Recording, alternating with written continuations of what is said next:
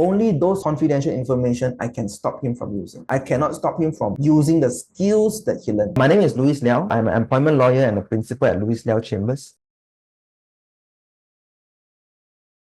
When you draft your confidentiality clauses, you must be very clear as to what in your company constitutes confidential information. If it is very vague, it's very hard to use the clause because nobody knows what is confidential information that you're talking about. Of course, there's some common law or some elements that you can use to determine, but you just make your life harder. So be very clear. Number one, says exactly what is the confidential information that is in your company. And therefore, this employee can never divulge or share this confidential information with anybody, including after he leaves the company. Clearly specify them. Number two, if your company creates a lot of intellectual property, like when you design a new technology, when you design a new artwork, draw something, state very clearly in the employment contract as to who owns the intellectual property. Is it the person who draws it, or is it the employer that owns it? And then you also state clearly the time frame that you want to protect this confidential information. So your confidential clause must be very clear as to these things belong to the company. These things are constitute confidential information. These things must never be used by you even after you leave the company. If you want forever, you can say forever. If not, you can put for a period of 10 years, you're not allowed to do anything with it. So the clearer your confidentiality clause, the more enforceable the clause is. And if you go to court one day to sue for it, you also must state very clearly in your statement of claim as to what exact confidential information is misused by the employer. A bit of a disclaimer or a restriction on this confidentiality thing. An employer must not mistake an employee from using your confidential information with him just using the skills and knowledge that he learned from working with you. You can stop the former, but you cannot stop the latter. So for example, a lawyer that's worked with me for let's say 4 or 5 years, of course he will learn from me how to draft something nicely, how to do an employee handbook, how to do an employment contract, how to argue a case. These are knowledge and skills that he have learned, acquired, internalized into his brain by working with me. If he wants to open another law firm and wants to use those skills, knowledge that he acquired to run a business, to run a law firm, he is perfectly